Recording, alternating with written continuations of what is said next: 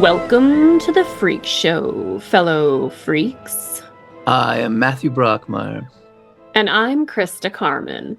And this is Murder Coaster.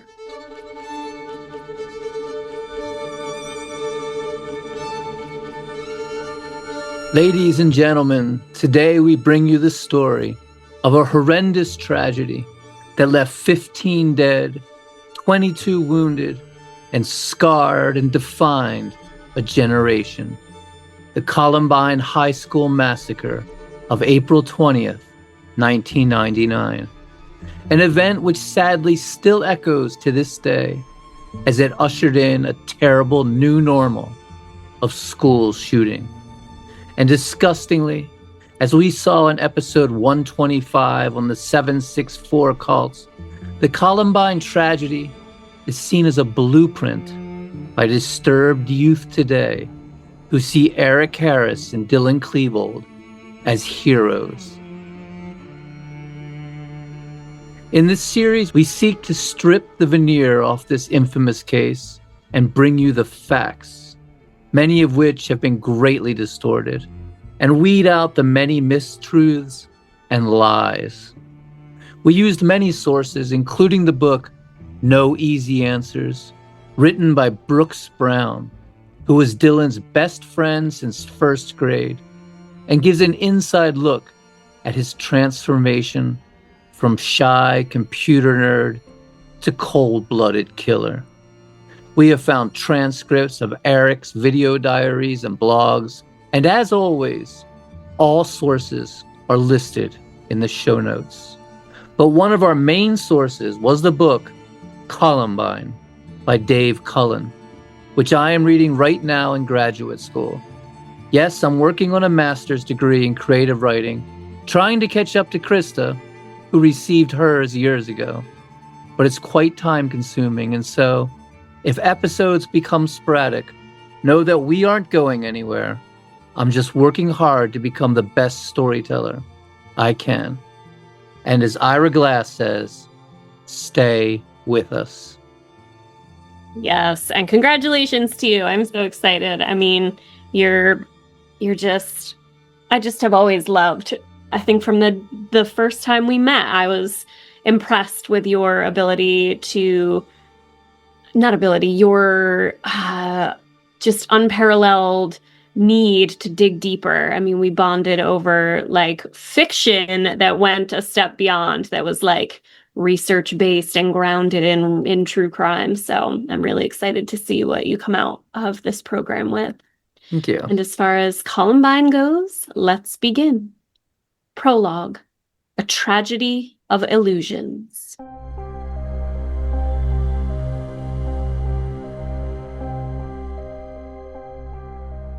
Columbine wasn't the first school shooting. There had been many others before it. Over 2 years earlier, in February 1997, in Bethel, Alaska, 16-year-old Evan Ramsey brought a shotgun to school and killed Principal Ronald Dale Edwards and student Joshua Palacios, and wounded 2 other students. On October 1st, 1997, after stabbing his mother to death, 16-year-old Luke Woodham brought a rifle to his school in Pearl, Mississippi, and killed 2 students, injuring 7 others. Just 2 months later, Michael Carneal brought a Ruger Mk2 .22 caliber pistol in his backpack to Heath High School in West Paducah, Kentucky, and fired at a high school prayer group, killing 3 students and injuring 6. In March of 1998, Mitchell Johnson, 13 years old, and Andrew Golden, just 11, set off a fire alarm at Westside Middle School in Jonesboro, Arkansas, and opened fire from the trees as students ran outside, killing 4 children and a teacher. In May of 1998 in Springfield, Oregon, Kep Kinkle murdered both his parents, then went to Thurston High School and began firing a semi-automatic rifle in the cafeteria, killing 2 students and wounding 22 others. So, yes, Columbine wasn't the first school shooting. But it was the first school shooting that was televised live as it happened, even though that, like much of everything that would follow, was mostly an illusion. While the news cameras outside the school filmed the sound of gunfire inside, what reporters didn't realize was that the perpetrators were already dead, and that what they were hearing was SWAT teams using their weapons to blast through locked doors. More illusions followed, illusions that would long persist. Students gave interviews making conflicting statements, saying the perpetrators were goths, were part of a group of outcasts called the Trenchcoat Mafia, were loners, or were in a gang, were gay. None of this was true, and many of those interviewed didn't even know the killers. One student told CNN, "A lot of the time they'll wear makeup and paint their nails and stuff. They're kind of, goth, sort of, and they're associated with death and violence a lot." It was reported they were part of a group known as TCM, or the Trenchcoat Mafia, and that they were obsessed with Marilyn Manson. The truth was, there was a group of goth kids in a Columbine high school known as the Trenchcoat Mafia that did in fact listen to Marilyn Manson, but Eric and Dylan were not a part of them. The Trenchcoat Mafia were a misunderstood, relatively peaceful group that were the targets of bullies.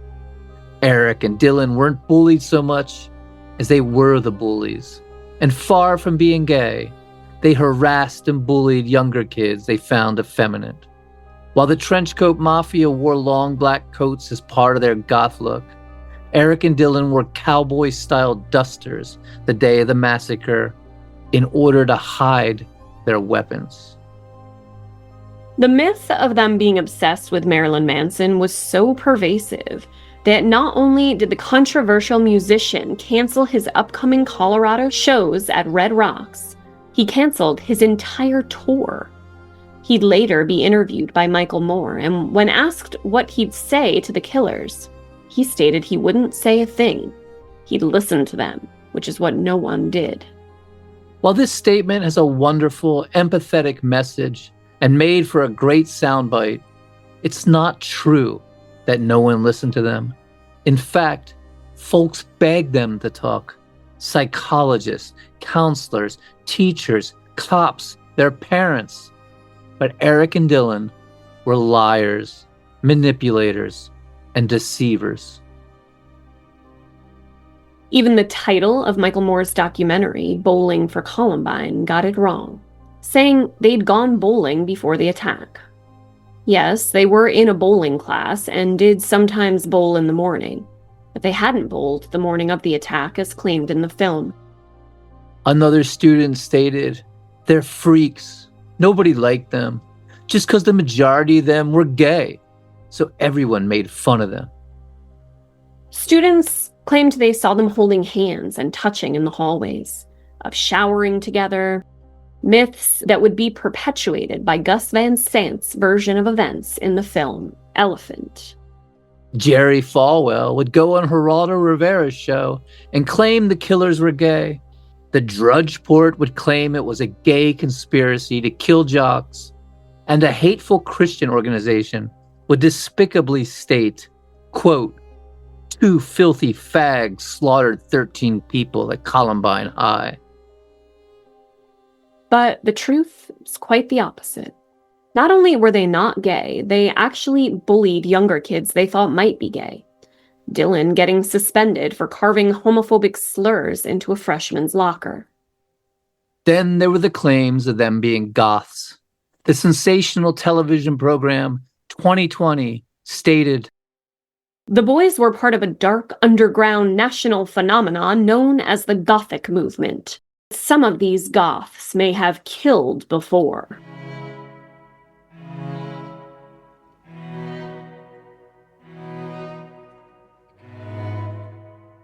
And it was feared a goth crime wave was going to sweep across suburban America. But the idea of Eric or Dylan wearing black lipstick and fingernail polish is laughable. And most goths are passive and very peaceful. Even the date was a myth, many claiming it was chosen to commemorate Hitler's birthday. But as it would turn out, the original date had been the 19th of April, not the 20th. The 19th was chosen because it had been the date of the Oklahoma City bombing. But this wasn't done out of some ideological sentiment. They just thought what Timothy McVeigh had done was cool, and they thought they could do it better and kill more people. It was claimed they were targeting the jocks, but this, too, was untrue. They weren't targeting any specific group. If jocks were their target, they would have attacked the gym, but they went for the cafeteria, simply because that is where the most people were. They weren't loners. They had lots of friends. They attended football games, dances, variety shows, and worked together on video production for the school news network. Dylan was active in school plays, working the soundboard backstage.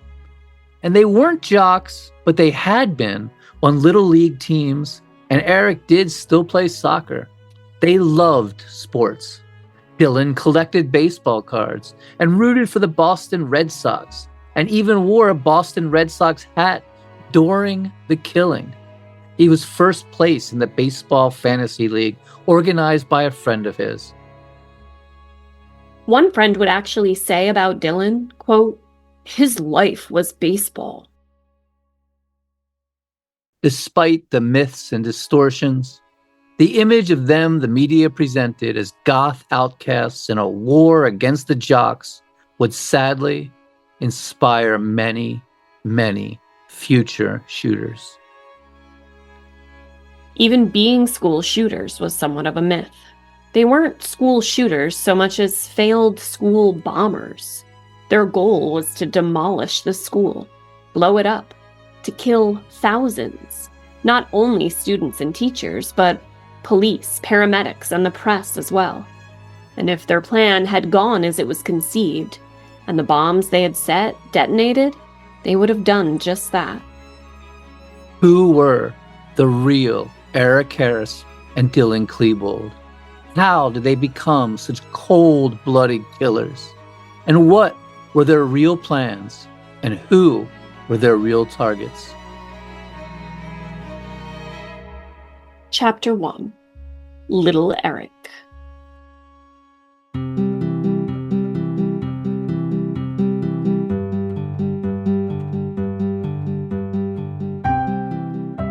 Eric David Harris was born in Wichita, Kansas on April 9th, 1981, to parents Wayne and Kathy. He had an older brother named Kevin, who had been born 5 years before him. Eric's father, Wayne, was a decorated Air Force test pilot, and the family moved from military base to military base across 5 states in 15 years. Eric's mom, Kathy, was a stay-at-home mom and an officer's wife. When Eric was 2, they moved to Dayton, Ohio. Then when he was in 3rd grade, they moved to Oscoda, Michigan, on the edge of the Huron National Forest. While Eric was relatively small and scrawny and had a mild deformity, pectus excavatum, an abnormally sunken sternum, making his chest appear concave, his brother Kevin excelled in sports and was a total jock, encouraged by Wayne, who coached his baseball team. Wayne was very active in their lives as children. He was also a scoutmaster. A local minister said, quote, "They wanted the children to have a normal off-base relationship in a normal community. They were just great neighbors, friendly, outgoing, caring." But it was a very no-nonsense household. Major Harris was strict and didn't tolerate misbehavior. Punishment was swift and harsh. Growing up, 2 of Eric's best friends were jocks, one Asian and one African American. And despite being thin and on the shorter side, as well as his mild chest deformity, Eric played soccer and was on the Little League baseball team. He was a wholesome and clean-cut kid. and would be described as popular but timid. One of Eric's first memories is of fireworks erupting on the 4th of July, which terrified him, so he ran and hid in a closet. But he'd soon come to love explosions, the adrenaline rush they provided.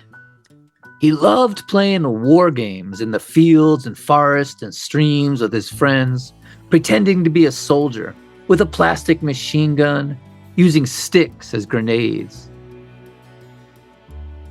From a young age, he was obsessed with video games. And when he was 11, the Doom video game was released, and Eric found the perfect place to explore his fantasies.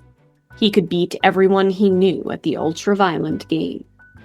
When Eric was in the 6th grade, the family moved to Plattsburgh, New York. A year later, in 1993, when the Plattsburgh Air Force Base closed, Wayne retired from the Air Force as a major after 23 years in the military, and the family moved to Jefferson County, Colorado, where Wayne had grown up.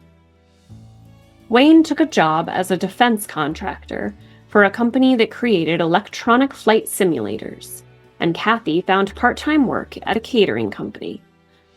3 years later, they bought a new home in a nice suburban neighborhood just north of Chatfield Reservoir, 2 miles south of Columbine High School, where Eric's older brother Kevin went to school and was a star football player, playing tight end for the Columbine Rebels.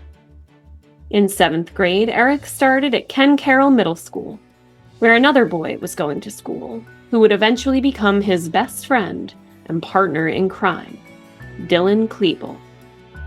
Chapter 2. Little Dylan.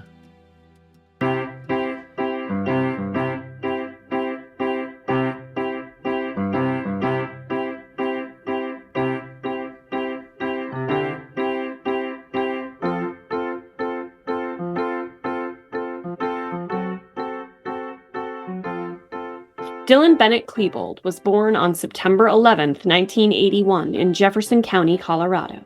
He had an older brother named Byron. His parents, Tom and Sue, met at Ohio State University, where Tom was studying sculpture and Sue art. After graduating, they moved to Wisconsin, where Tom got a master's degree in geophysics and Sue a master's in education as a reading specialist. They then moved to Colorado, where Tom took a job in the oil industry. Progressive liberals with a love for literature, they named their children after Dylan Thomas and Lord Byron. Sue was Jewish, from a prominent Ohio family. Her grandfather, Leo Yasinoff, a wealthy philanthropist, had established the Leo Yasinoff Jewish Community Center. Tom, on the other hand, grew up Lutheran, and they practiced a mix of both religions, celebrating both Easter and Passover, and of course brought a Christmas tree in the house during the winter. They had hippie-ish sentimentalities and ideals. They were pacifists. They were anti-gun, anti-violence. While Eric had grown up playing war in the forest with a plastic machine gun, Dylan wasn't even allowed to have a toy gun as a child. Sue worked with disabled students at the community college and coordinated a program to help students in rehab get jobs and training. Then, together with Tom, they started a real estate management business that thrived, bringing in a lot of money, and soon became their main form of income. Dylan was an exceptionally bright child and started school a year early.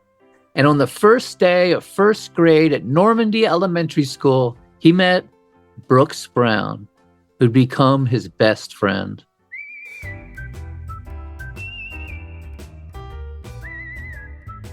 Already, Dylan and Brooks were die-hard video game fans, and both owned Nintendo game stations, which they immediately bonded over. Dylan and Brooks would spend weekends together, sleeping over each other's houses, playing board games, and making castles out of Legos. Dylan was a master at Nina Gaiden. They chased crawdads and collected them in jars, then put them in terrariums they'd built and furnished with moss, tiny ferns, and sticks. Just wholesome little boy stuff. Brooks' dad described Dylan as, quote, just the sweetest, cutest kid you'd ever meet, but painfully shy. Dylan was a math prodigy, and both Dylan and Brooks excelled academically. So in the 3rd grade, they were both put in the Accelerated Learning Program, called CHIPS, an acronym for Challenging High Intellectual Potential Students at Governor's Ranch Elementary. But Brooks would later describe the program as extremely competitive, with entitled children who acted out maliciously to sabotage other students. And the pressure to perform and the hostility from the other students just proved too much for little Brooks, who was deeply unhappy at the school and ended up transferring out to John L. Schaefer Elementary, leaving Dylan behind. But Dylan and Brooks stayed friends, playing video games together, becoming obsessed with a new game called Mortal Kombat that troubled both their parents, as it was extremely violent. But Dylan and Brooks just thought it was funny and loved seeing the blood and being able to rip an opponent's head off and hold it aloft like a trophy. Both Dylan and Brooks grew to be extremely tall. Brooks was 6'5", Dylan 6'3", but both were beanpole skinny and a bit awkward. Dylan was an all-American kid. He collected baseball cards, was in the Cub Scouts, and pitched in the Little League baseball team, where he was said to be fiercely competitive. He was kind and sweet, but could become easily frustrated, and when he did, an anger streak would reveal itself. Sometimes he'd pitch a fit over very minor things. Going to different schools, inevitably, Brooks and Dylan drifted apart.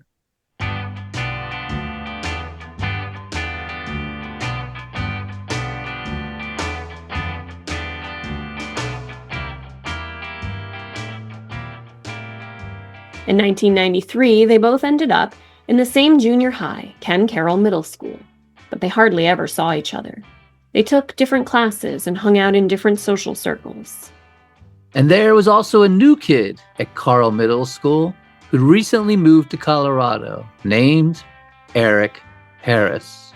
And soon all 3 of them would be best friends. But that wouldn't happen until they all started at the newly remodeled high school, Columbine. Chapter 3, Columbine High. Columbine High School was built in 1972, one of 3 temporary schools constructed for the newly minted suburbs in Jefferson County. It was on a dirt road way out in horse country and named after the flower that blankets the Rocky Mountains.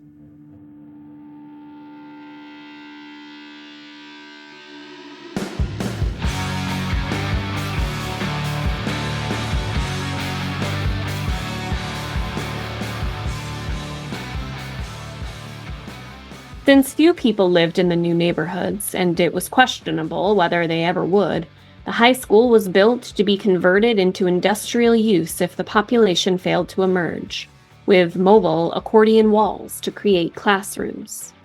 But Jefferson County did end up attracting lots of upwardly mobile families, what would come to be called yuppies. And even more expensive subdivisions were created, and all 3 of the temporary schools were kept. And in 1995, Columbine High School was given a $15 million renovation. A new west wing was added, doubling its size, with permanent interior walls. The old cafeteria was converted into classrooms, and the new cafeteria was built with beautiful curving green glass, and above it, a new library.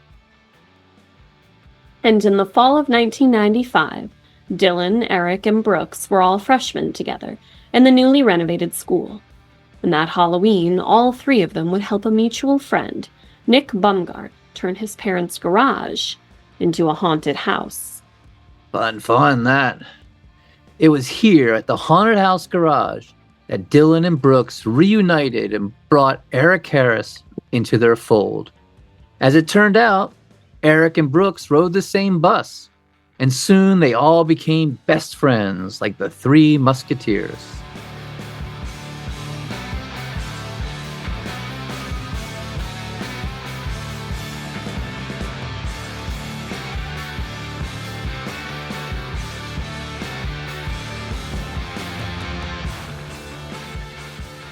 Eric was definitely the most outgoing of the bunch. Both Brooks and Dylan were very shy. Eric actually asked a girl named Tiffany Teifer out to the homecoming dance, and she went with him, which made him seem quite the cool guy and player.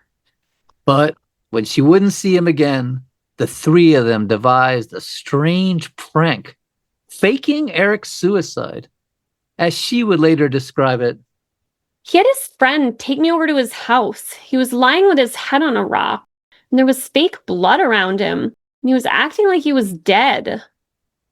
It was strange, like a scene from the movie Harold and Maude, and it only made her not like any of them. But it shows how lost in fantasy they were. Like many young kids, they were just absolutely lost in fantasy.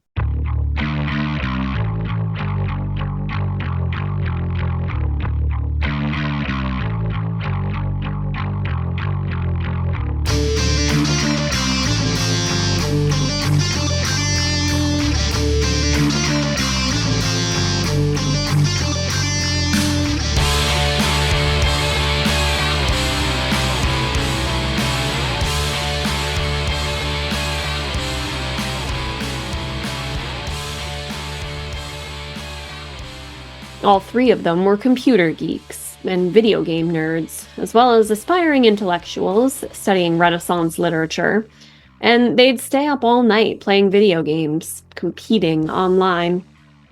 Eric and Dylan in particular had a lot in common. They were both the second children, growing up in the shadow of an older, popular brother. Since Eric's brother was a star on the football team, they'd all go to games and root for him. Others coalesced into their little group as well. Dylan had been extremely close with a kid named Zach Heckler, who Dylan called Kibble because he was always eating snacks. And he brought him into the clique, as well as a guy named Nick Baumgart, and they'd hang out in the school library and use the computer to surf the net, going to insaneclownposse.com and Monty Python online, though the school would change the rules the next year and make the computers for educational purposes only. But they'd still find ways to sneak onto their favorite sites. They all just loved computers and lived for video games like Duke Nukem and especially Doom. As Brooks would later say, quote, "We were proud to be nerds. We could relate to the logical simplicity of a computer. It just made sense." According to Brooks, there was an accepted culture of bullying at Columbine, and the athletes were at the top of the pecking order, and very cruel. He said, "The jocks would kick our chairs or push us down. They would knock our food trays onto the floor, trip us, or throw food at us. They would push kids into lockers and call them names while their friends laughed. In gym class, they would beat kids up in the locker room. One guy, a wrestler, who everyone knew to avoid, liked to make kids get down on the ground to push pennies along the floor with their noses. Teachers would see it, just look the other way and say, 'Boys will be boys.'"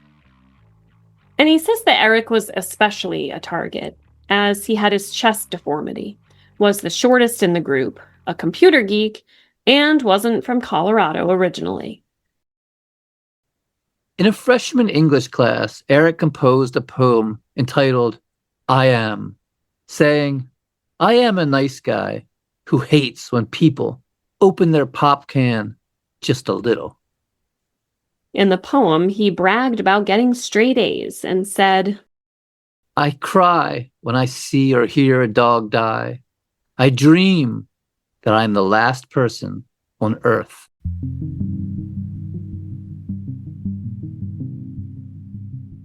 Eric often talked about his strange dreams where he was the last person on Earth, sometimes suspended in the hull of a ship, ancient, decaying computer screens around him covered in vines, moonlight shimmering in.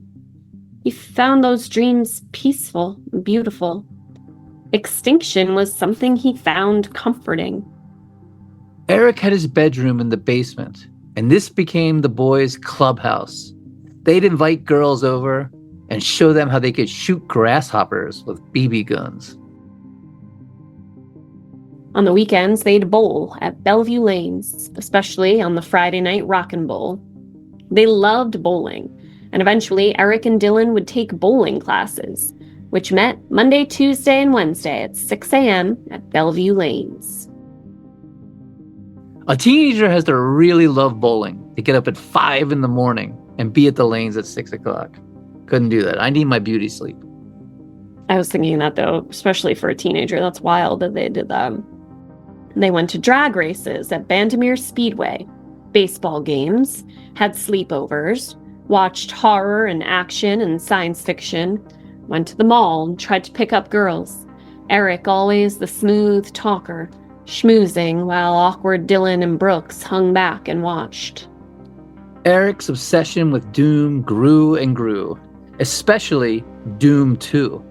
And he bought an editor that let him hack into the software and design new levels, making his own types of enemies and his own sounds, create whole new worlds, making muscle-covered mutants with aviator sunglasses, massive demons with ox horns and fangs, flamethrowers for arms, decapitating victims, and setting them on fire. He saw himself as a god of this computer realm, and wrote a paper entitled Similarities Between Zeus and I, highlighting the act of creation, saying he was a great leader and, quote, Zeus and I also get angry easily and punish people in unusual ways. Chapter 4, Sophomores.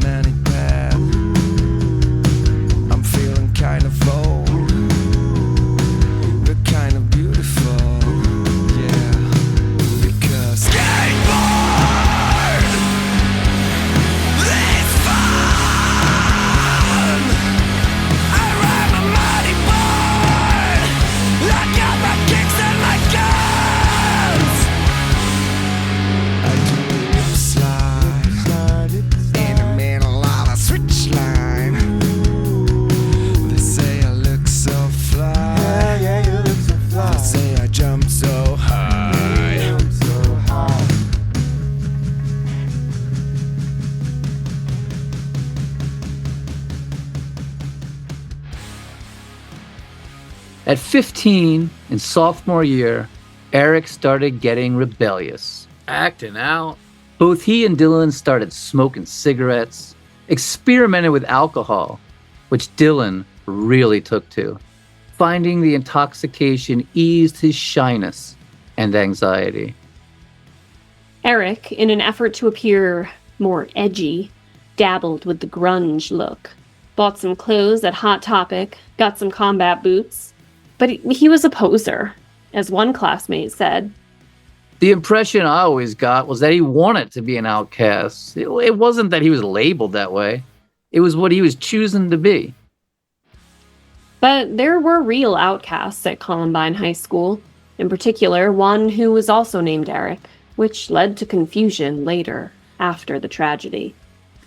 The other Eric would be a guy named Eric Dutro, who was a year older than Eric, Dylan, and Brooks, a junior, who was all about goth and punk, who'd been ridiculed relentlessly, called a freak and a queer for painting his fingernails black and listening to Marilyn Manson, a real goth. One year he wanted to be Dracula for Halloween and got a long black trench coat. The costume didn't work, but he started wearing the coat. He liked the look, and all his goth buddies followed suit and all got black trench coats as well. One day, a bunch of jocks, making fun of them, called them the Trench Coat Mafia, and the name stuck. As Brooks would later say, the term was supposed to be an insult. Instead, the group embraced it as a badge of pride. They were the outcasts, and rather than be ashamed of it, they were proud of it.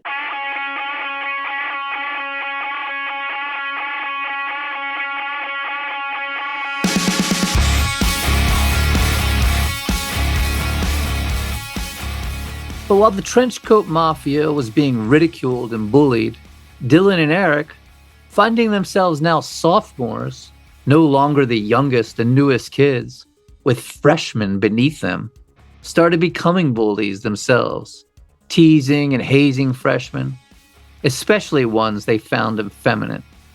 As they say, shit rolls downhill. Eric, Dylan, Zach, and Brooks started building their own websites. The internet was relatively new then, an open place. Eric in particular loved to post on his site. He had a section for all the music he liked, a section for yo mama jokes, and he'd blog about his life. Eric also started studying German. He found he had a real aptitude for it and excelled.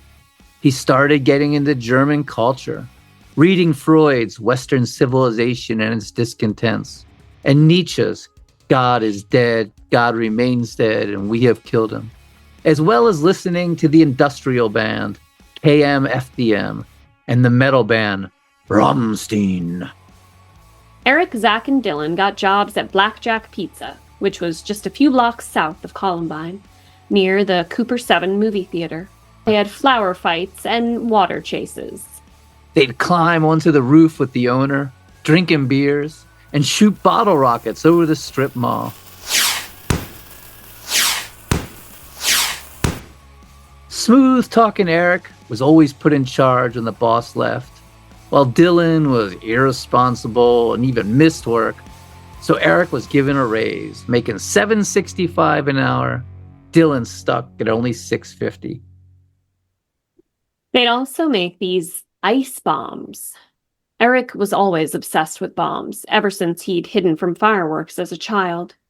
They'd go to the Baskin-Robbins around the corner and get dry ice, then place construction zone cones over it, letting the pressure build until the cone went bursting upwards into the air.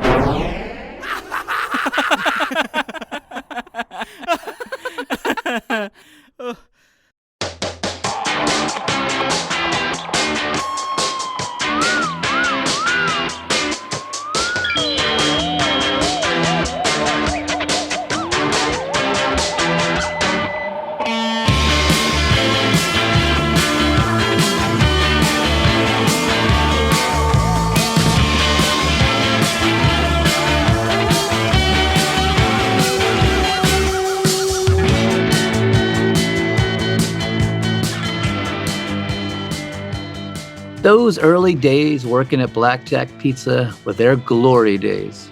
But it would soon be over. When a new owner bought the place and was not as wild and carefree, there'd be no more drinking beer on the roof and shooting off fireworks. Then Zach met a girl named Devin and spent all his time with her. Dylan, who at this point considered Zach his best friend, took it hard. Dylan had started a journal in a notebook, which he entitled Existences, a Virtual World. And in it, he wrote about Zach finding a girlfriend, stating, "My best friend ever, the friend who shared, experimented, laughed, took chances with, and appreciated more than any other friend ever did, is gone. Ever since Devin has loved him, that's the only place he's been. I had finally found someone who was like me, who appreciated me and shared very common interests. Finally felt happiness sometimes. Now I feel so lonely without a friend." He's such a dork. Sorry. I know it's sad. I'm sorry, Dylan. It is sad that your friend got a girlfriend, whatever. It's at this point that Dylan and Eric became best friends. Eric drawing him into his dark world. But as their friendship grew, two things were simultaneously happening, which we can see in Dylan's journal and blogs on Eric's webpage. They're both becoming withdrawn from the world, but Eric is becoming sadistic, with violent fantasies, envisioning himself as godlike and powerful, obsessed with bombs and destruction, playing with fireworks and working on making longer and longer fuses so he can set them off in front of people's houses and have time to run away, discovering that if he attaches a fuse to the bottom of a lit cigarette, it will give him a very extended getaway time. He's also researching how to make pipe bombs, which he boldly writes about on his website. Dylan, on the other hand, is drinking heavily, so much so that Eric starts calling him vodka and wallowing in self-pity and despair. Far from seeing himself as godlike, he sees himself as utterly inconsequential and becomes deeply depressed and suicidal. Dylan tries to make a positive change, to become spiritual. He wants to stop his hatred, so he deletes his Doom files from his computer. He stops drinking. He stops watching porn. He tried to stop bullying younger kids, and that was the hardest of them all, as he found freshmen were just so easy to ridicule. While Eric talked of bloodshed and researched how to make bombs, Dylan wrote wondering why no one liked him when he tried so hard, even bringing cookies to school to give out, writing, "I don't know what I do wrong with people. I never know what to say or do. Good God, I hate my life. I want to die really bad right now. Thinking of suicide gives me hope that I'll be in my place where I go after this life. I'll finally not be at war with myself, the world, the universe, my mind, body, everywhere. Everything at peace. Me, my soul, existence." Here we really see the dichotomy of the two boys. Eric wants to inflict pain, to hurt and kill, seemingly at random. Dylan doesn't want to hurt or kill anyone, but himself. Dylan made a list of the pros and cons of existence, writing, "Good. A nice family, a beautiful house, food in the fridge, a few close good friends, some decent possessions. Bad. No girls, not even platonic.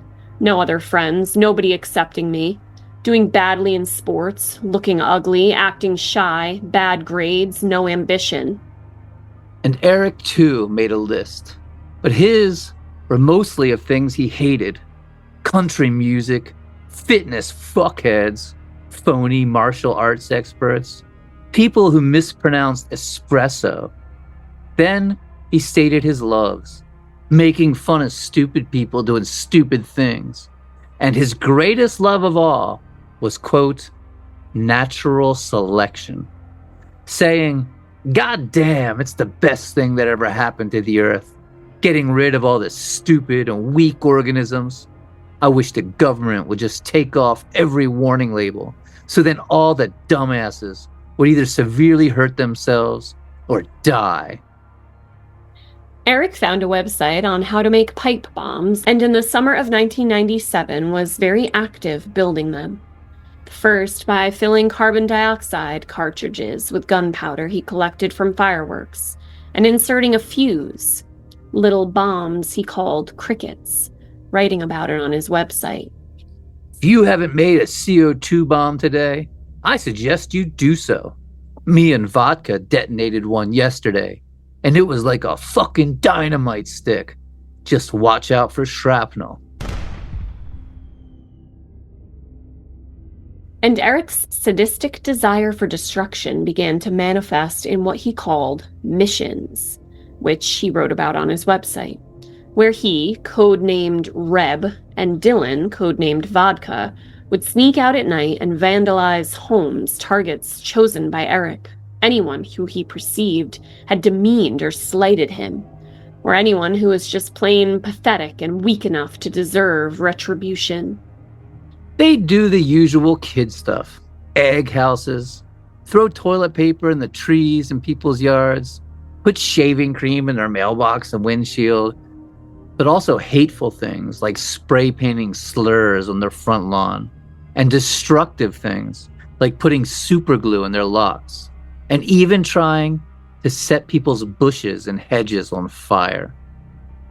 On Halloween, they went on the roof and shot little kids trick-or-treating with BB guns, laughing about how the children couldn't figure out where the shots were coming from.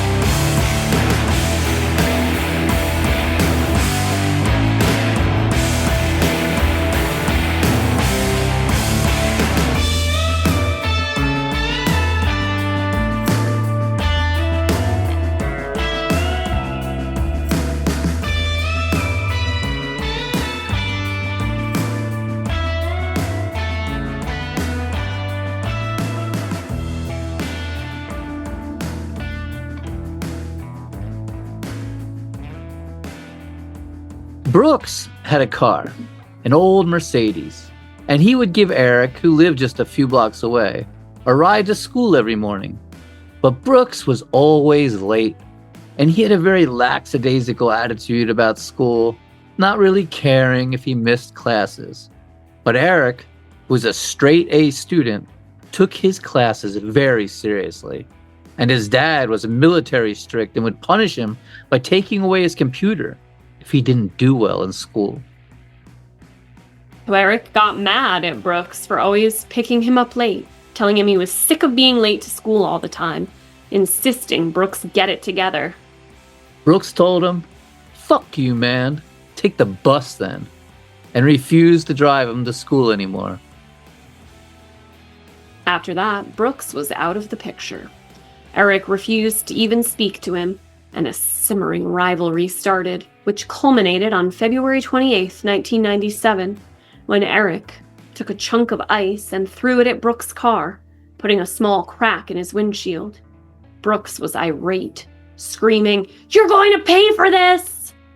Eric just laughed and said, "Kiss my ass, Brooks. I ain't paying for shit." Brooks told his mom, and together they went to Eric's house and confronted Eric's mom, Kathy, about the incident. Kathy saying she was sure it was just an accident, boys being wild and all. So Brooks unloaded and told Eric's mom, Kathy, everything, how they were sneaking out in the middle of the night and vandalizing houses, spray painting, drinking, smoking.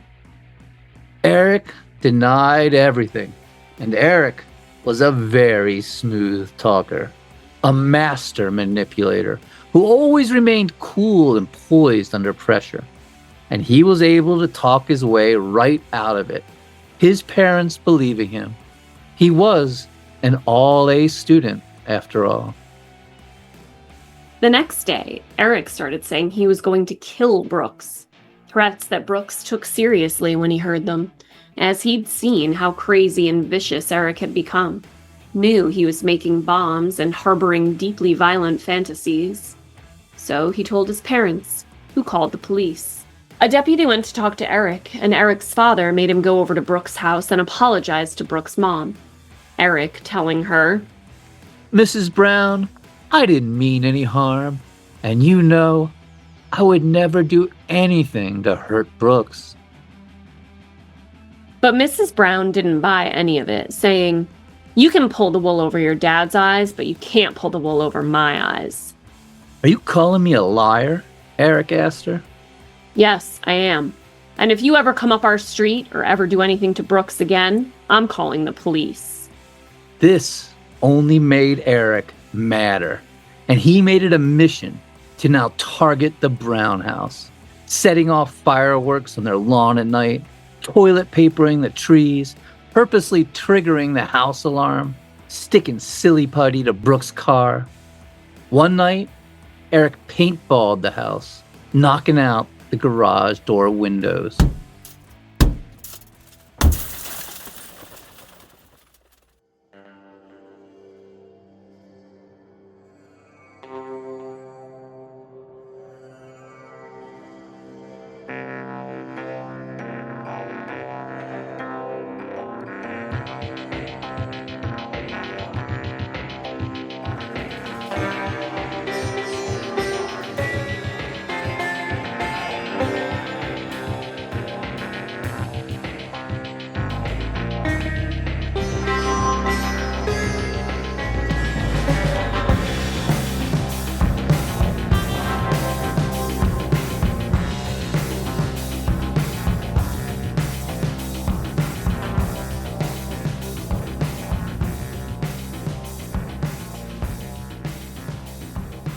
Judy Brown called Eric a criminal in bloom, and they kept calling the cops, 15 times in total.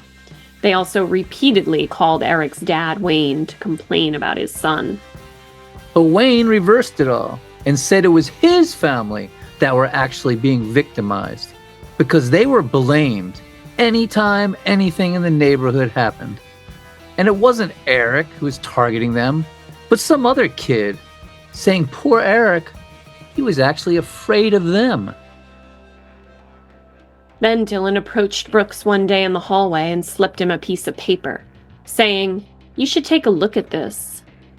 On it was written the internet address of Eric's website. That night, Brooks logged on and went to the site, scrolling through the stupid yo mama jokes, and he saw how Eric was meticulously documenting his so-called missions of destruction, saying, "Oh, yeah. This mission was so fucking fun, man. Okay, first of all, my dad was the only parent home, so it was easy sneaking out, but still hard, since all those rocks in my backyard make so much noise. We watched some lights in the target's house go on, then off. Maybe the bastard heard something. But when the firecracker strip started, he turned his bedroom lights off. The strip lasted for about 30 seconds. It was very fucking long. Almost all of it went off, loud and bright. Everything worked exactly how we wanted it to. After about 15 minutes, we started down the bike trail to the next target. The first target's lights were on again. We got away undetected. We shot some stuff too. Vodka brought his sawed-off BB gun and fired shots at houses and trees and stuff. Okay, people, I'm gonna let you in on the big secret of our clan. We ain't no goddamn stupid-ass Quake clan. We're more of a gang. We plan out and execute missions. Anyone pisses us off, we do a little deed to their house. Eggs, TP, super glue, busy boxes, larger amounts of fireworks, you name it. And we will probably, or already, have done it. It's sort of a nighttime tradition for us. Some of the posts were downright frightening. On one, he wrote, I live in Denver and would love to kill all the residents. On another post, he wrote, well, all you people out there can just kiss my ass and die. From now on, I don't give a fuck what almost any of you motherfuckers have to say, unless I respect you, which is highly unlikely. But for those of you who happen to know me and know that I respect you, don't be in the line of my fire. The rest of you all better fucking hide in your house, because I'm coming for everyone soon. And I will be armed to the fucking teeth, and I will shoot to kill, and I will fucking kill everyone. No, I'm not crazy. Crazy is just a word. To me, it has no meaning. Everyone is different. But most of you fuckheads out there in society, going to your everyday fucking jobs and doing your everyday routine shitty things, I say fuck you and die. If you got a problem with my thoughts, come tell me. And I'll kill you, because God damn it, dead people don't argue.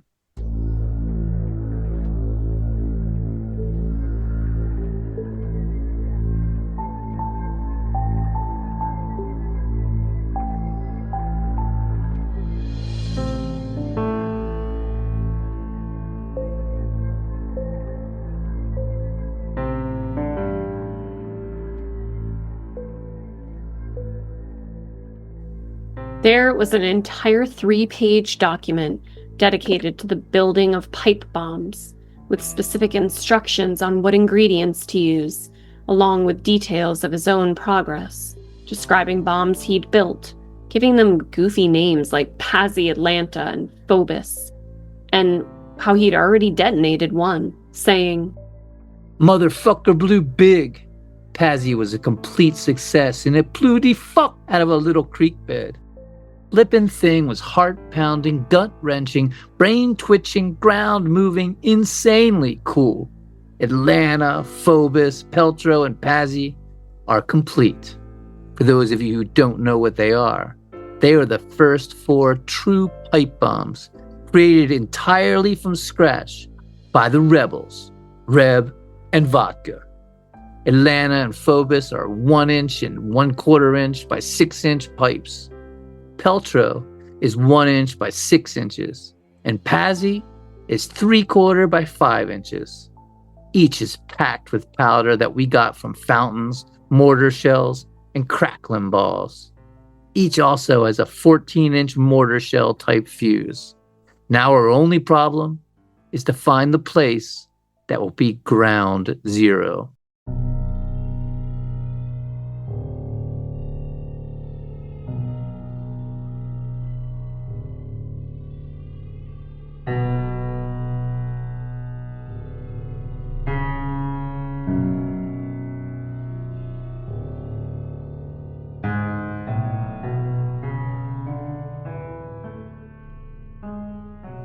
All of this was extremely disturbing, terrifying, but then Brooks saw a post that named him specifically, which read, "My belief is that if I say something, it goes.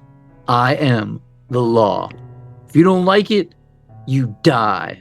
If I don't like you, I don't like what you want me to do, you die. If I do something incorrect, oh fucking well, you die.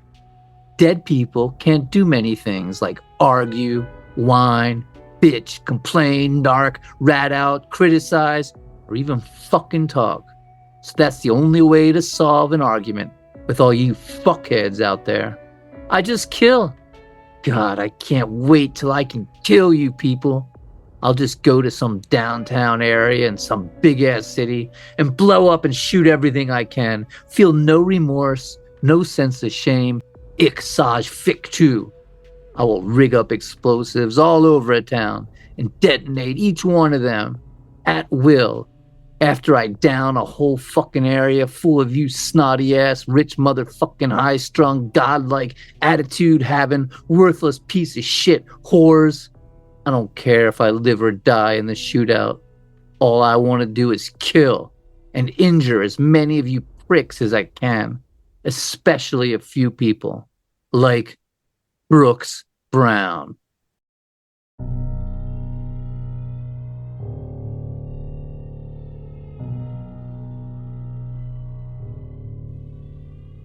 Then there was a page listing Brooks' phone number and address, and everything he hated about him, inviting strangers to, quote, harass this asshole. Brooks Brown was deeply afraid, feeling Eric Harris was a ticking time bomb, ready to explode. A sadist who wanted to inflict as much carnage, suffering, and death as he could. He was very, very right. And in less than 2 years, the world would see it happen.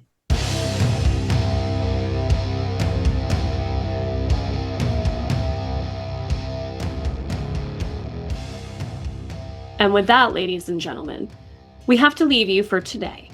But tune in next week as we continue our deep dive into Eric Harris, Dylan Klebold, and the Columbine High School tragedy. Thank you, as always, for listening.